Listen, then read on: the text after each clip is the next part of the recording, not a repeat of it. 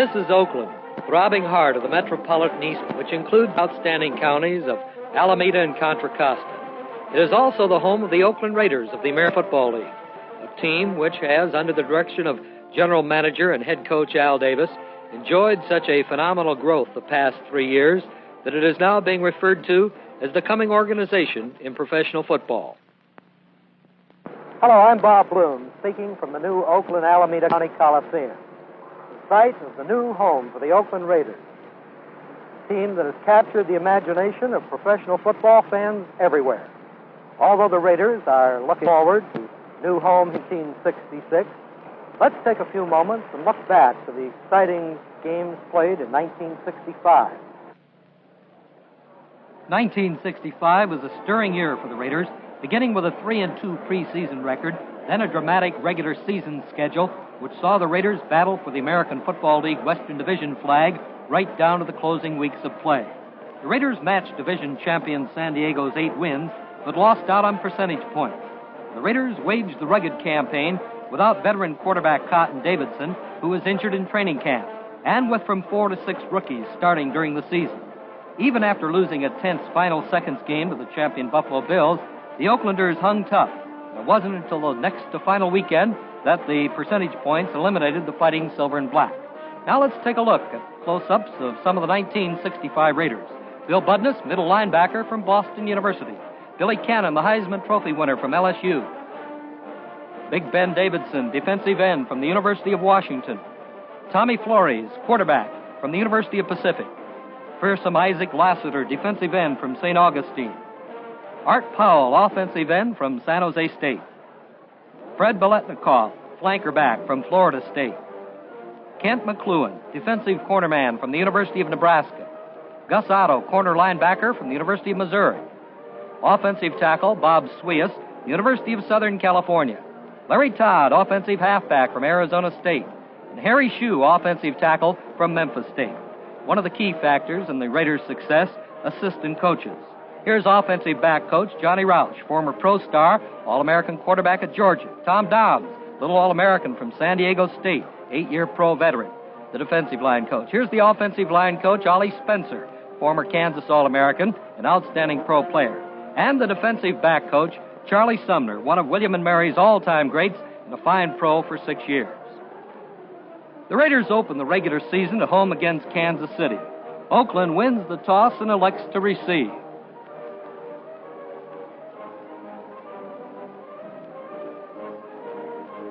Fine crowd on hand for opening day at Ewell Field.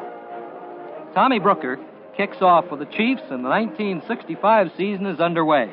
Bo Roberson of Cornell fields at the 1, returns 9 yards to the Raider 10. Rex Mirich of Arizona State at Flagstaff throws a hard block. Neither club can move in 2 series of downs each, and Oakland's Mike Mercer, also of Arizona State at Flagstaff, punts to Frank Jackson, who fair catches at the Kansas City 47.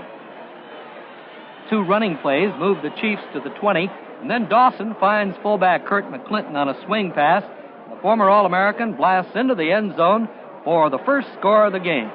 Brooker converts, and Kansas City takes an early lead in the first quarter, 7-0. In the second quarter, with Oakland in possession at their own 34, tall Dick Wood is at quarterback, and on 3rd down and 13, we switch to slow motion. The former Auburn star connects with fullback Roger Hagberg. The former Minnesota standout picks up 17 yards and a first down. 2 plays later now, Wood finds tight end Billy Cannon for 24 yards as the Raider drive carries to the Kansas City 20. Hagberg on a delay cracks the middle for 6 yards to the 14. Now Wood fires to Art Powell in front of the defender for the Silver and Black's first score of the 1965 season. Crowd reacts to the fine play.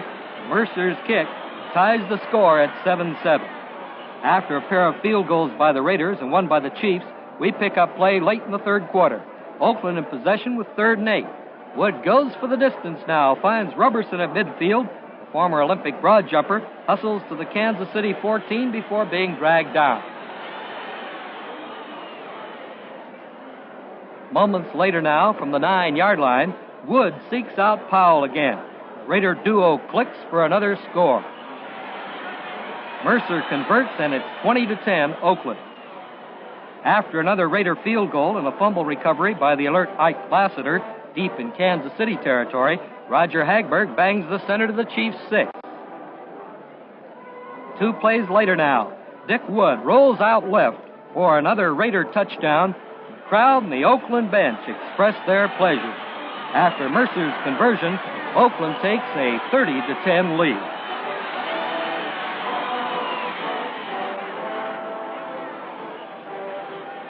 The Raiders put the capper on a fine opening day victory with this 58-yard touchdown punt return by Hoot Gibson.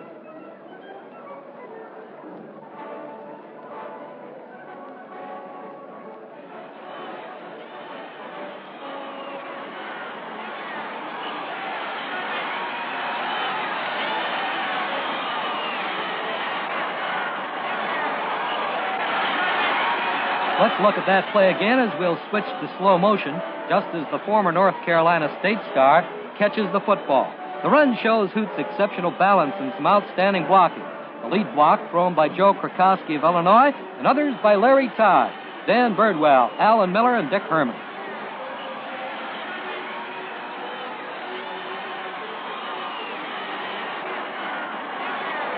Mercer's conversion makes the final 37-10. The Raiders are out of the blocks fast in the 1965 AFL title race.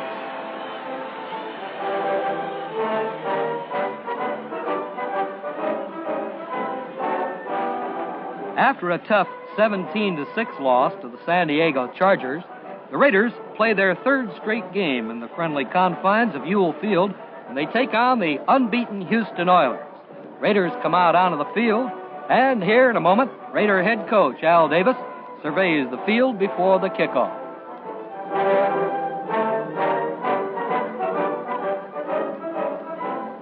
Houston cracks the scoring ice when the veteran quarterback George Blanda hits halfback Ode Burrell on a 52-yard touchdown pass, with Raider linebacker Dan Connors of Miami giving chase all the way to the end zone. Moments later, the Raiders get it back on this sensational Tom Flores to Clement Daniels hookup, good for 69 yards, the longest touchdown of the season for the Silver and Black. The slow motion shows Flores getting fine pass protection blocking from All-League center Jim Otto of Miami and outstanding rookie tackle Harry Shue, number 79 of Memphis State. Daniels, the ex-Prairie View A&M star, takes Flores' toss over the shoulder, easily outdistances the opposition. Mercer's kick makes it 7-7. Second quarter field goal gives Houston a 10-7 lead, but early in the third quarter, the Raiders move briskly from their own 46. Daniels cracks over left tackle for 11 of the Houston 43. Now in slow motion, with Tom Flores faking into the line to Alan Miller of Boston College, getting good protection. He passes to Art Powell, who sneaks behind the defender and high steps into the end zone for the go-ahead score. The Raiders' lead is 14-10 after Mercer's kick. The Oilers, battling to remain unbeaten, charge back late in the fourth quarter, and with young Don Troll at quarterback, recapture the lead on this 4-yard shot to tight end Willie Frazier. Blanda's kick makes it 17-14 Houston with just 4:06 remaining. After a missed 25-yard field goal, time is running out on the embattled Raiders. However, they make their own break when massive Ben Davidson from the University of Washington and tackles Dan Birdwell of Houston, Dave Cost of Utah, forced this fumble recovered on the Houston 17 by Arch Matsas of Michigan State. 63 seconds left now. Flores goes back to pass, looking, hits Art Powell on a narrow sideline completion of the Houston 5. Now he crosses up the Oiler defense by going to fullback Alan Miller for the winning touchdown with just 54 seconds left.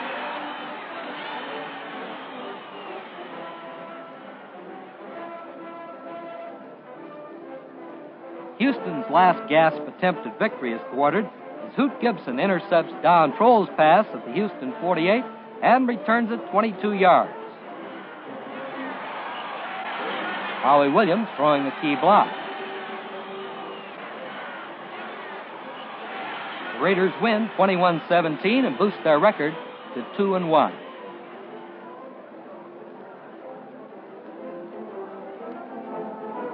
Oakland returns to Ewell Field after their Eastern swing, which saw their record go to 3-2-1. The opponent, the Boston Patriots, winless and mean, seeking revenge for an earlier loss to the Silver and Black. The Raiders win the toss and choose to receive. Hoot Gibson takes Justin Kennelly's kickoff 2 yards deep in the end zone, returns at 27 yards to the Raider 25. Fred Biletnikoff, making his first appearance in the regular season, keeps alive the first Raider drive as he goes high to take this Tom Flores toss, good for 18 yards and a first down at the Patriots' 19.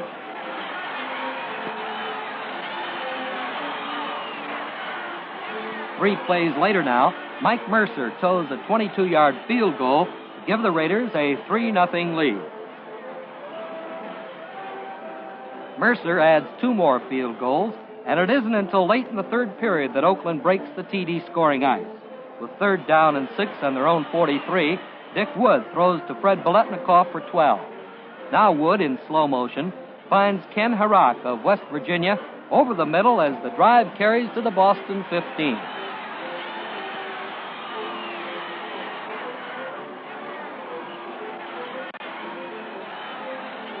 Wood stays with the air game and zeroes in on Art Powell for the score.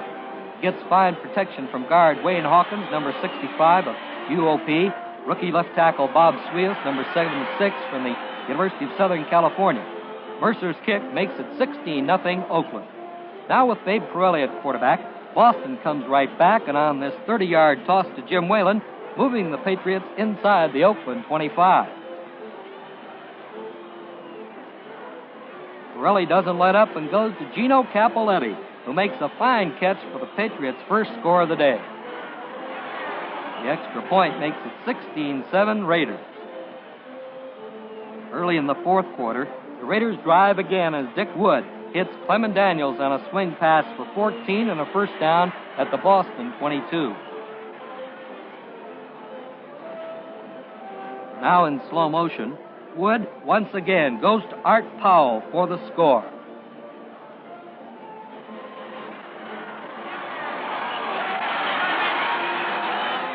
Mercer's kick pushes Oakland's lead to 23-7. Boston battles back for 2 more scores, closing the gap to 23-21. Rookie linebacker Gus Otto puts it out of reach when he intercepts a Babe Corelli pass in the final minute, returns at 34 yards for a touchdown, giving the Raiders a 30-21 victory and a 4-2-1 record at the season's midpoint.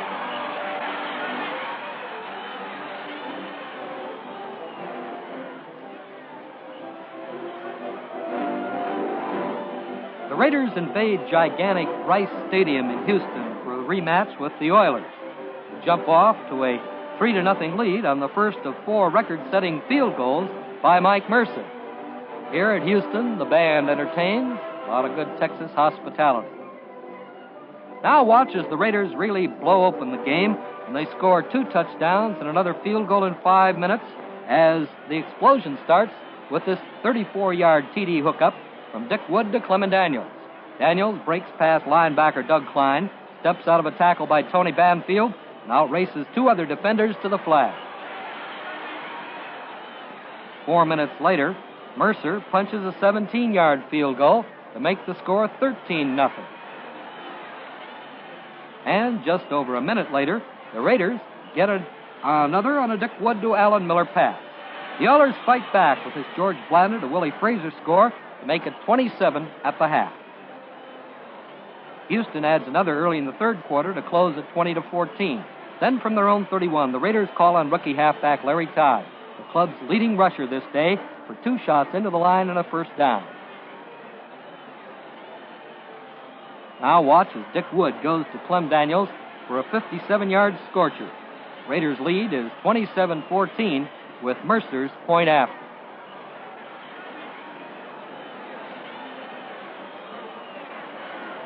Once again, the Oilers come back on this touchdown plunge by Bobby Jackson, make it 27-21. Then Larry Todd, on a key 3rd and 13 situation, rips off a startling 57 yards to set up a 29-yard field goal, and the score is 30-21.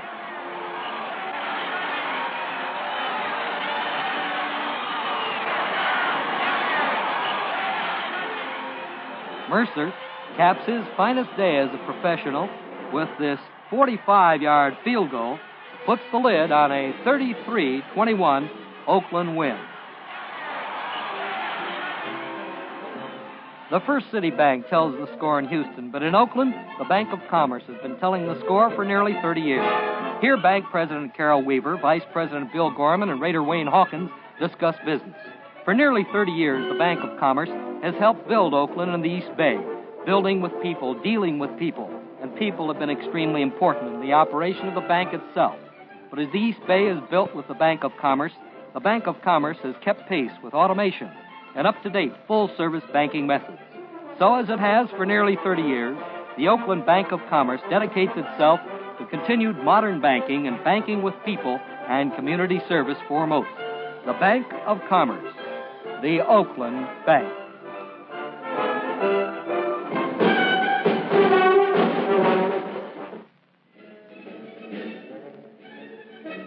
The Raiders return home in the thick of the battle for the Western Division flag and on a sloppy field meet the champion Buffalo Bills in one of the season's key games. Fans enjoying themselves no matter the weather. It's plenty watery. Late in the first quarter, the Raiders gain possession on this fine interception by former Nebraska star Kent McClune, who cuts in front of Bo Roberson to make the steal.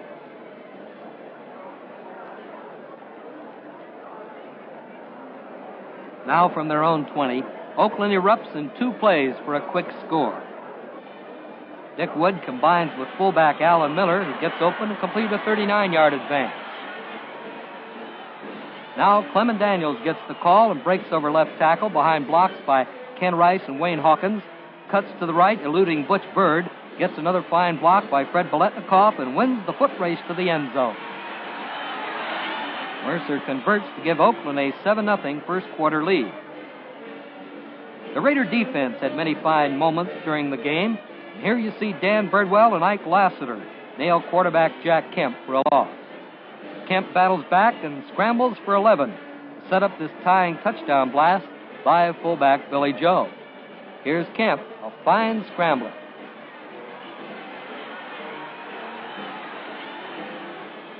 Now Billy Joe hits in for the score.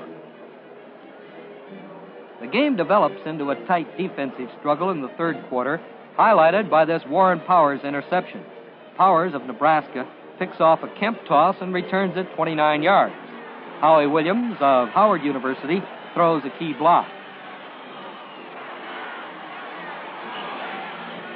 Early in the fourth quarter, another defensive gem, this fumble recovery by linebacker Dan Connors sets up the Raiders deep in Buffalo territory.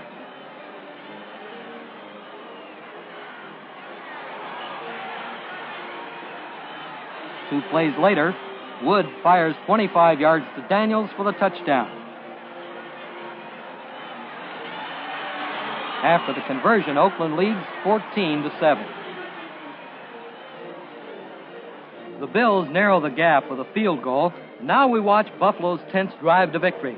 The key play, this 4th and 6 scrambling completion from the always dangerous Kemp to rookie tight end Paul Costa.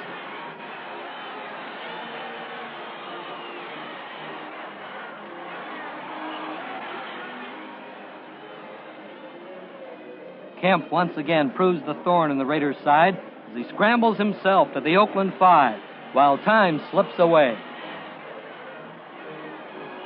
2 running plays put the ball at the 1 where the Raiders' defense stiffens. On second down, Billy Joe is stopped for no gain when he smacks the center. But on the next play, the Bills' fullback slithers through for the decisive points. Scoreboard clock shows a mere 7 seconds remaining. Despite the loss, the Raiders stay in the Western Division race with a 5-4-1 record and face back-to-back games with the Denver Broncos. 28-20 victory at Denver is highlighted by interceptions returned for touchdowns by Gus Otto and Dave Grayson of Oregon. Here's Raider musical director Del Courtney as his band entertains when the Raiders come right back against the Broncos at Ewell Field. The Silver and Black still in the race, hoping to improve on their 6-4-1 record. Denver's nursing a 3-0 lead in the second quarter when the Raiders boom into Denver territory on this 34-yard Tom Flores to Clem Daniels pass. Now from the 3 and in slow motion, Flores connects for the touchdown that gives Oakland a 7-3 lead. Denver gets one back to regain the lead, and then from his own 40, Flores goes to Daniels again, and another big touchdown play.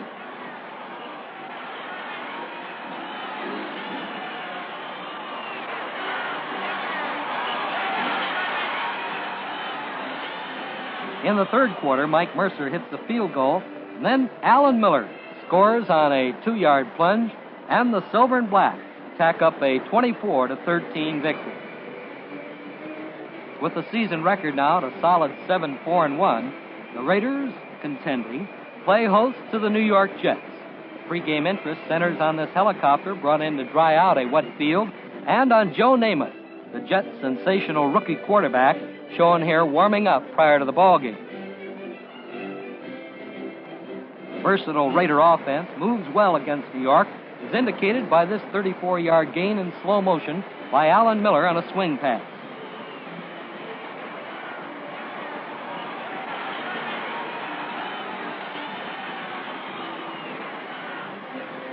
Early in the second quarter, the offense pays off on this 1-yard TD plunge by Clement Daniels.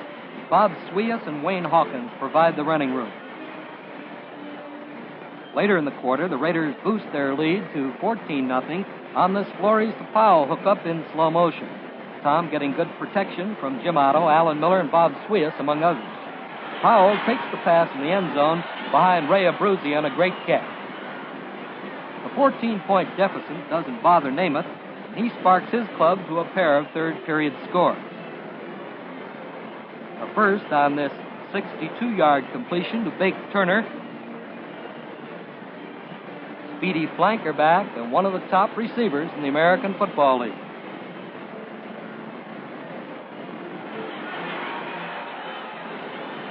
The second touchdown on this 40-yard beauty to Don Maynard.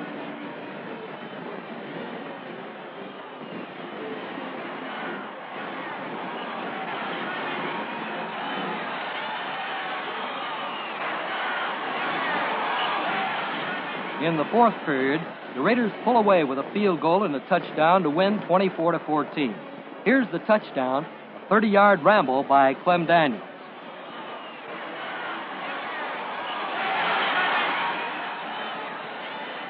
The victory sews up second place in the AFL's Western Division, with the division champion Chargers on tap next in the season finale.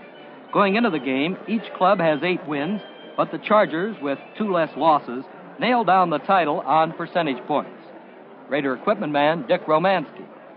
Pulling out all stops, the Raiders keep alive a drive in this 4th and 10 fake field goal attempt. Kicker Mike Mercer throwing 14 yards to Roger Hagberg. On first down, Clem Daniels, behind good blocking by Miller, Rice, and Hawkins, goes for 7 yards. Now Tom Flores goes to Daniels for a quick 3 yards and another first down.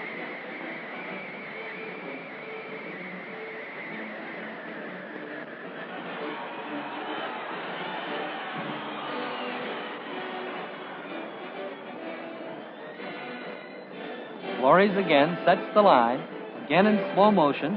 He finds tight end Ken Herock for a big 14 yards to the Charger 4.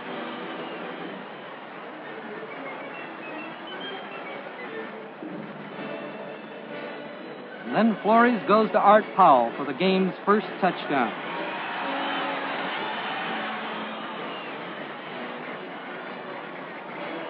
The Raider defense protects the lead with this fine stand at the goal line. On first down, Gene Foster is held to 2 yards when he runs at Dave Costa.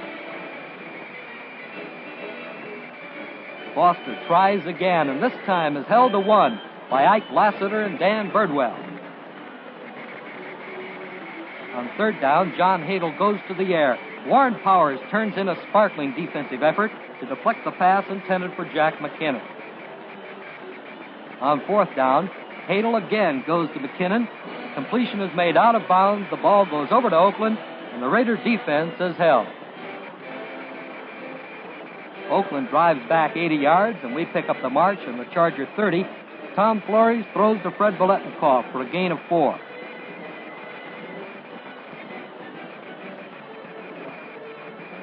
Then Tom seeks out Alan Miller for a 15-yard pickup.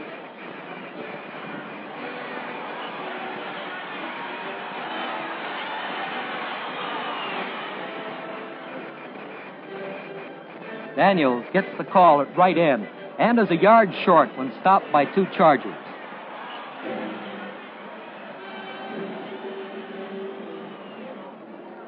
Bud Clement goes in on this plunge, and the Raider lead goes to 14-0.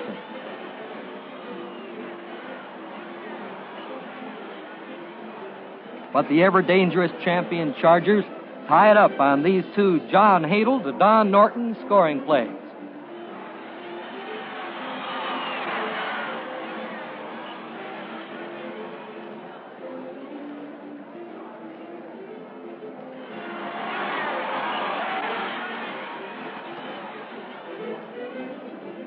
Now in the fourth quarter, with the score knotted at 14-14, the great Lance Allworth shows all of his skills on this 66-yard TD reception from Don Breaux. Chargers added a field goal later in the period to capture a hard-fought 24-14 victory.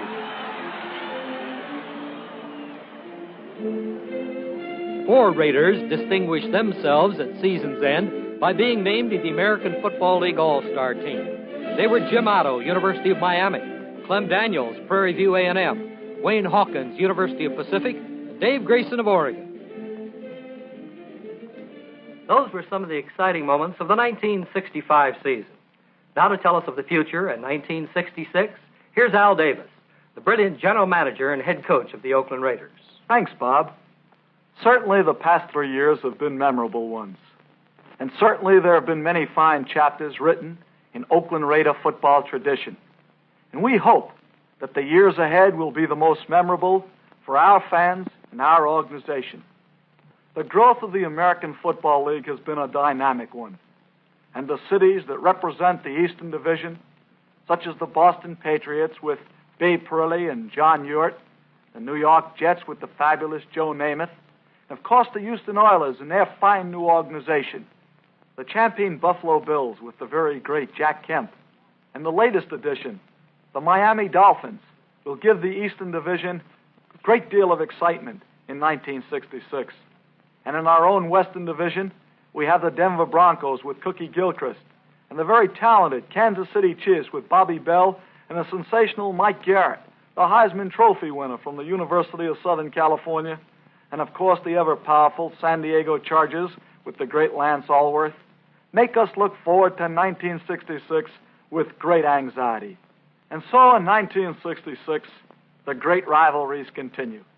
The great new stars who came into the American Football League in 1965, like Joe Namath and Paul Costa, and the hardcore veterans that represent our league, like Bobby Bell, Jack Kemp, and Lance Allworth, and the fine new rookies who are coming out of the colleges in 1966 to represent the American Football League, make for a great and dynamic season in the new Oakland Alameda County Coliseum.